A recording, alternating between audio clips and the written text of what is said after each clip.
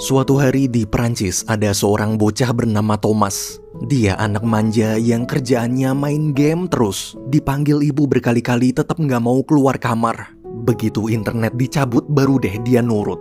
Waktu lagi sarapan, ibunya ngasih tahu kalau bulan depan ibu ada kerjaan di luar kota. Jadi mulai besok Thomas harus tinggal sama ayahnya di desa. Mendengar itu Thomas protes. Semenjak orang tuanya cerai, dia nggak deket sama ayah. Menurutnya ayah itu orang aneh, suka banget sama hewan. Di tengah obrolan, pacar ibu yang ikut sarapan minta Thomas nurut aja. Dia juga sibuk nggak bisa nemenin di sini. Anggap aja lagi liburan di desa.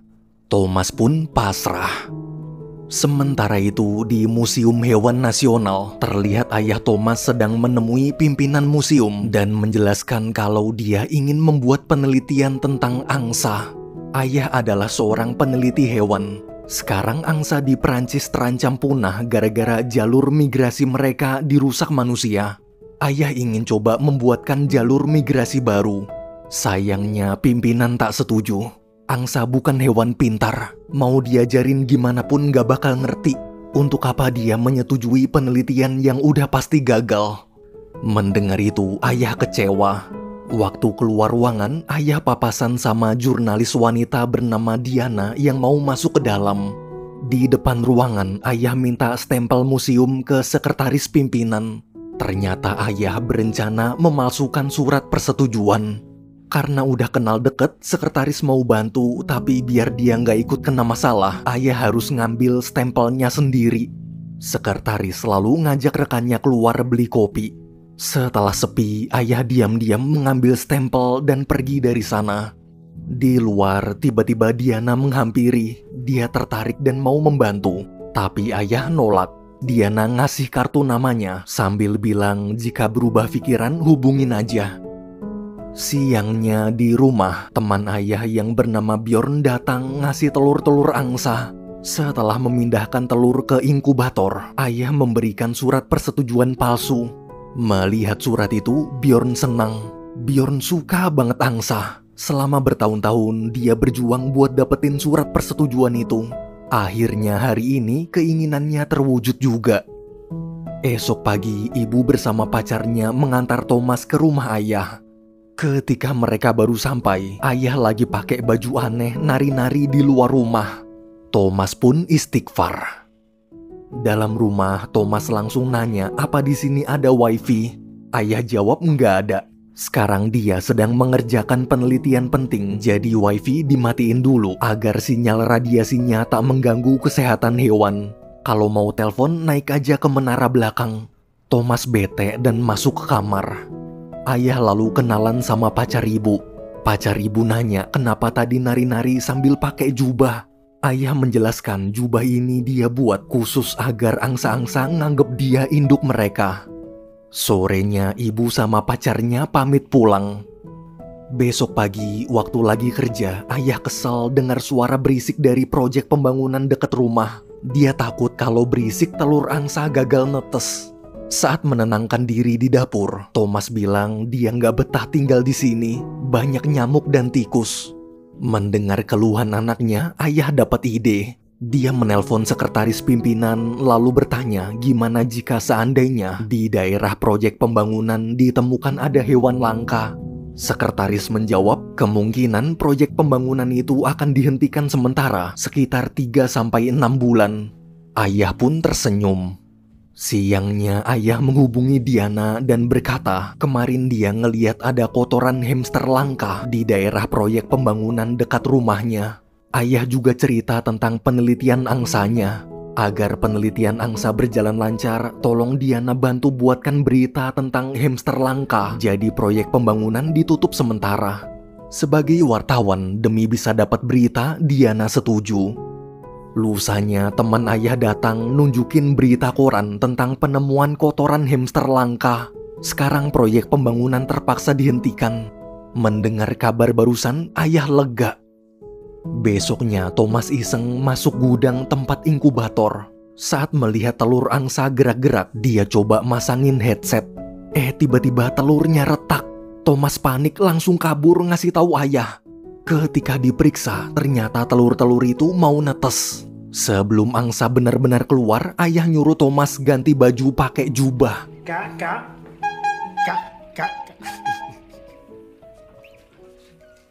Kak, écoute bien. Non.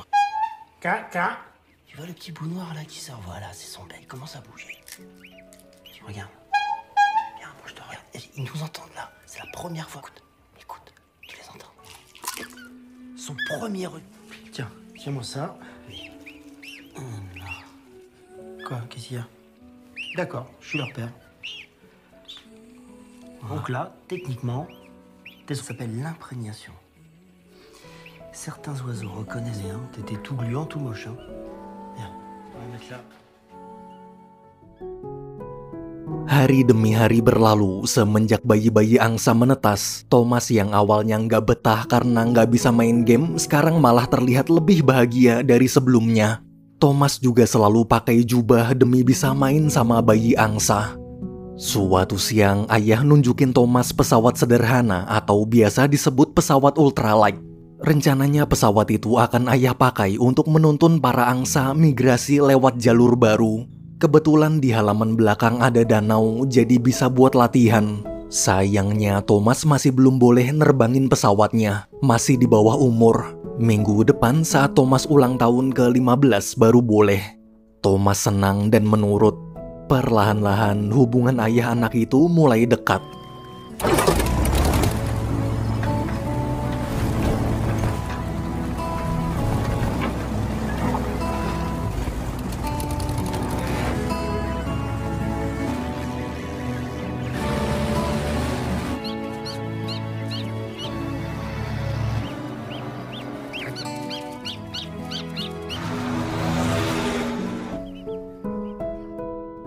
Suatu siang, waktu Thomas lagi main sama angsa-angsa, ayah menghampiri dan memberitahu kalau kemarin dia baru sadar ada satu angsa yang beda jenis.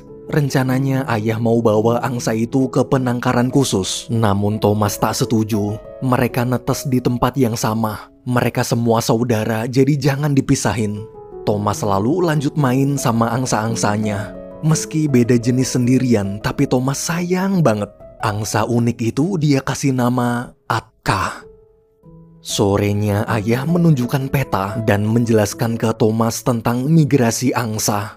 Jadi gini, rumah ayah ini di Perancis. Nah angsanya kalau musim panas mereka migrasi terbang ke Norwegia buat bertelur. Kalau musim dingin angsa migrasi terbang ke Perancis lagi. Begitu terus bolak-balik. Sebenarnya habitat aslinya di Norwegia, tapi pas musim dingin suhu di Norwegia terlalu ekstrim. Jadi mereka ke Prancis yang suhunya anget.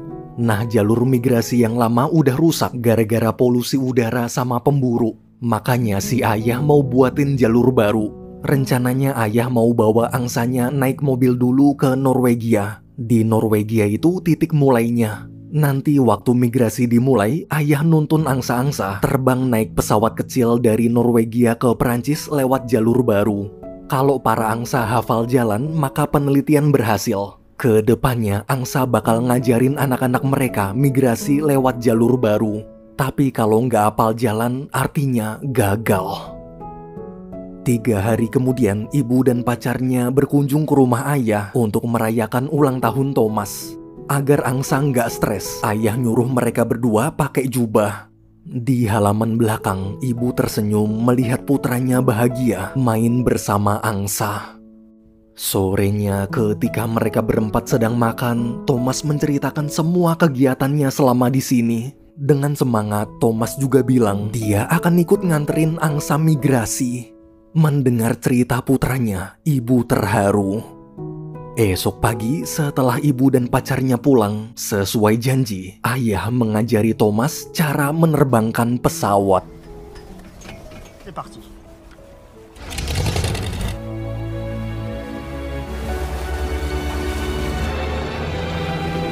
Voilà, c'est bien. Regarde devant toi.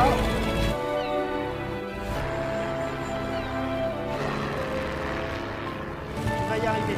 Regarde devant toi. Regarde devant toi. Vas-y, on redescend maintenant. Tire. Allez, tire vers toi, tire.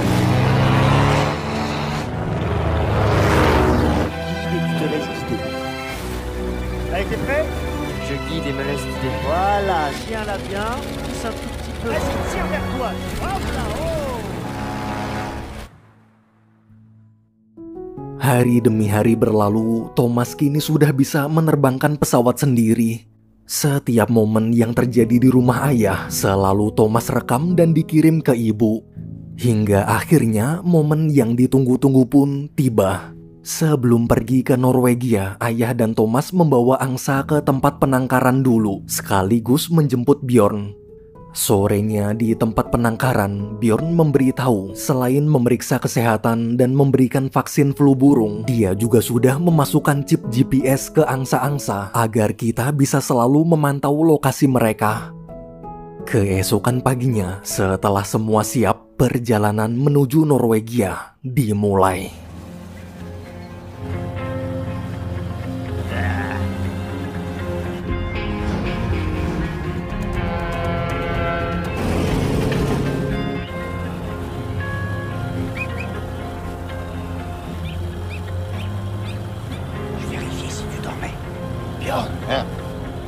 Allez, oh, ouais.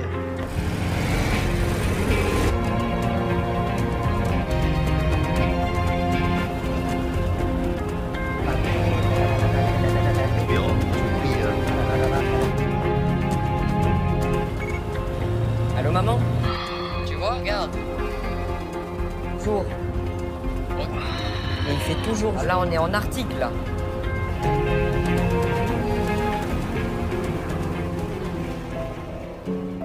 Hari demi hari berlalu, mereka masih terus berjalan. Sepanjang perjalanan, Thomas selalu memberi kabar ke ibu. Hingga sesampainya di perbatasan Norwegia, Kepala Dinas Perlindungan Hewan bilang karena mereka bawa hewan dari luar negeri, maka angsa-angsa harus tes darah dulu agar tak menularkan penyakit. Tunggu aja di dekat danau. Sebelum hasil tes keluar, dilarang mengeluarkan angsa dari kandang. 10 hari kemudian, ayah, Bjorn, dan Thomas masih terus menunggu. Namun hasil tes belum selesai juga. Karena kesal tak ada kejelasan, ayah nekat mengeluarkan angsa dari kandang. Meski Bjorn melarang, ayah tak peduli. Daripada cuma nunggu, lebih baik kita latihan dulu. Ketika latihan migrasi, ternyata para angsa nggak mau ngikutin pesawat ayah. Ayah bingung apa yang salah. Tak lama kemudian, beberapa petugas Dinas Perlindungan Hewan datang. Melihat angsa ada di luar kandang, kepala dinas marah, padahal udah dilarang. Tes darah baru keluar hari ini dan hasilnya, angsa-angsa itu positif mengidap flu burung.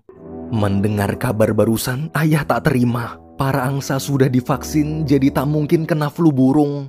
Saat petugas ingin menangkap semua angsa, ayah melawan. Tolong beri waktu.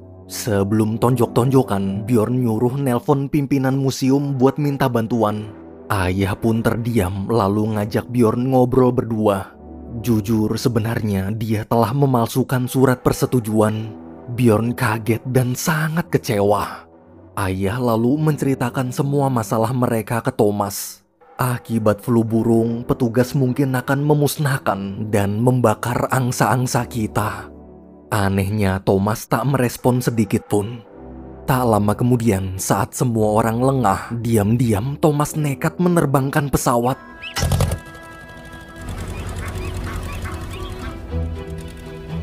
Thomas! Arrête-le, Christian, arrête-le. Thomas, tu t'arrêtes tout de suite, reviens immédiatement. Thomas! Qu'est-ce que tu fais, Thomas? Thomas! Arrête-le, Christian, arrête-le. Ouais, Thomas, tu me reçois là? Faute! Faute! La météo va changer! Thomas! Viens me suivre. Ah!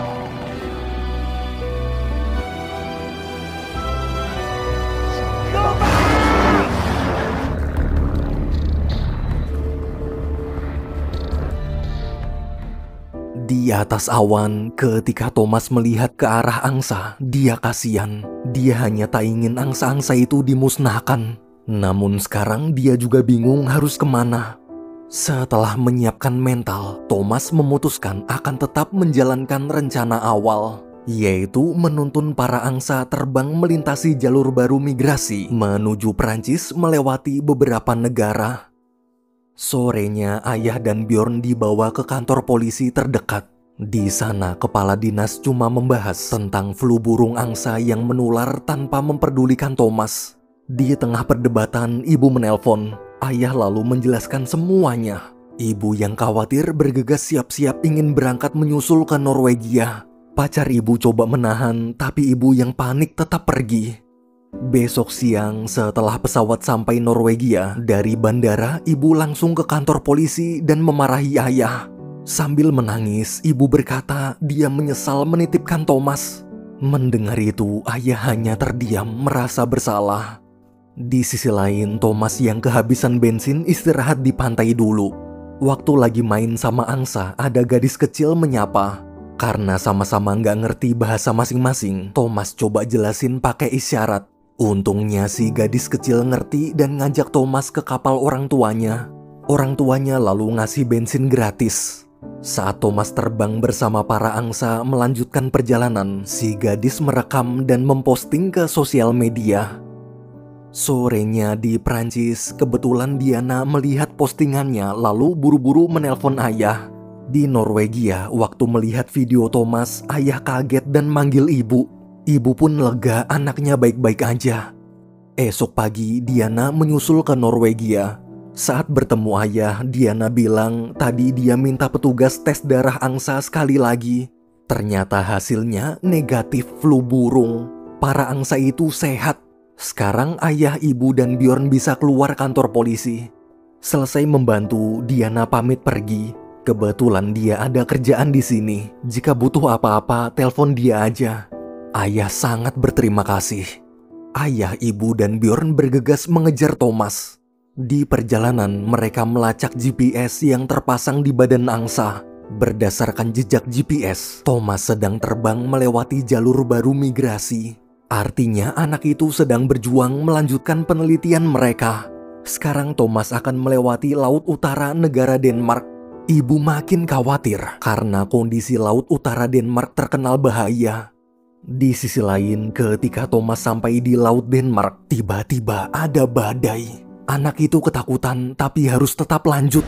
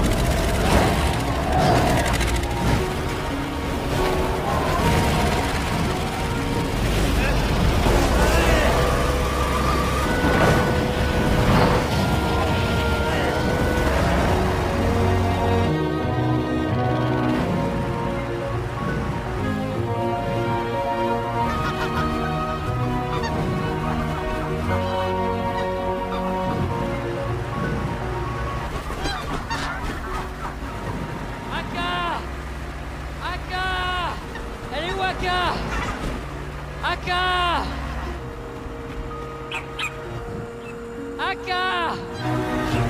Allez, viens!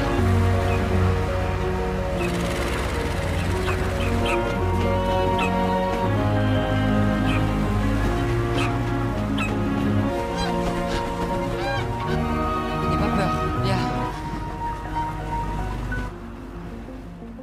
Thomas dan para angsa berhasil melewati badai. Dari GPS melihat Thomas selamat, ayah ibu lega. Thomas yang kelelahan lalu istirahat di dermaga. Karena belum makan dari kemarin, dia lemas banget. Beruntung ada ibu-ibu yang nonton video Thomas di sosmed ngasih es krim serta bensin gratis. Besok pagi setelah istirahat, Thomas lanjut migrasi. Hari demi hari berlalu, negara demi negara dilalui. Karena videonya viral, setiap kali Thomas istirahat, banyak warga menyemangati, minta foto, ngasih makanan, dan bensin gratis. Ayah ibu juga terus memantau.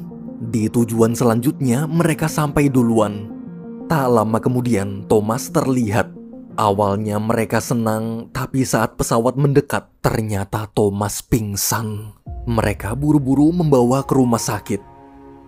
Keesokan paginya di rumah sakit, waktu Thomas sadar, ayah memberitahu kalau Thomas sudah pingsan selama 20 jam akibat dehidrasi. Istirahatlah nak, sekarang para angsa sedang ada di penangkaran. Dengan berat hati, ayah menjelaskan bahwa penelitian tak bisa dilanjutkan lagi. Sebenarnya dari awal penelitian ini tak pernah disetujui. Ayah memalsukan surat persetujuan. Ayah benar-benar minta maaf. Mendengar itu, Thomas kecewa. Jika ayah ingin menyerah, menyerahlah sendirian. Dia akan lanjut sampai akhir. Bila jalur baru ini berhasil, maka di masa depan para angsa bisa terbang migrasi dengan aman. Tolonglah mereka, mereka terancam punah. Kenapa manusia hanya memikirkan diri sendiri, tak pernah mempedulikan alam? Selama berhari-hari, dia telah berjuang menahan lapar, menahan haus, bahkan menerobos badai. Apapun yang terjadi, dia tak akan menyerah.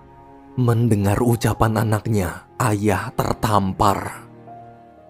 Besoknya, ayah minta ibu bawa Thomas pulang ke kota lagi. Ayah tahu Thomas pasti kecewa, namun penelitian ilegal ini tetap tak bisa dilanjutkan.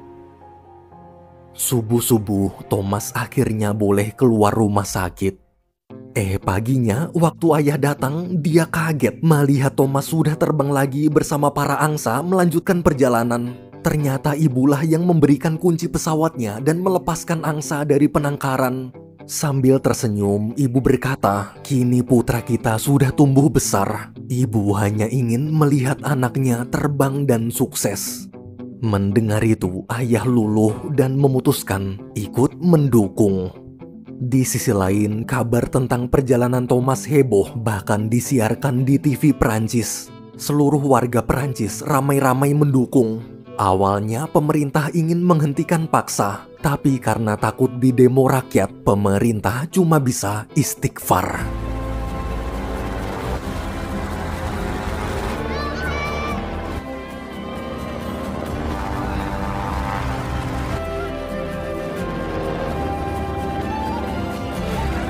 Moi aussi.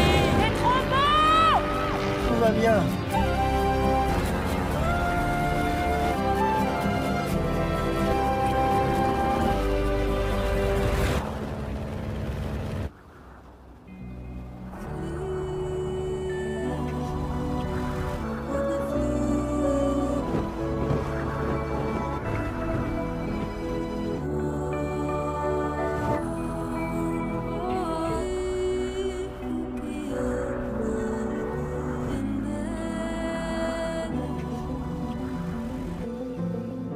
Hingga sampailah di tujuan akhir. Semua warga berkumpul di pantai ingin melihat Thomas mendarat. Di sana juga ada wali kota dan wartawan meliput.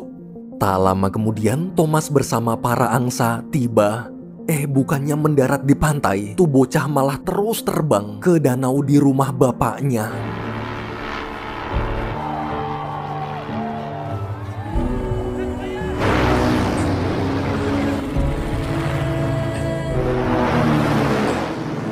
C'est que pour nous ça. Mais pourquoi il est parti là-bas? Regarde.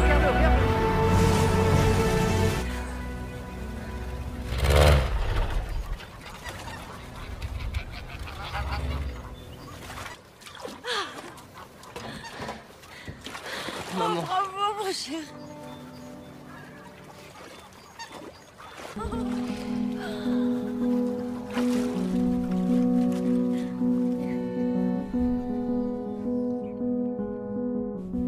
Malam hari, semua orang pesta merayakan keberhasilan Thomas di kafe dekat rumah ayah. Waktu lagi asik, mendadak ada berita TV menayangkan wawancara dengan pimpinan museum. Pimpinan bilang perjalanan Thomas sia-sia. Angsa-angsa itu tak akan hafal jalur baru.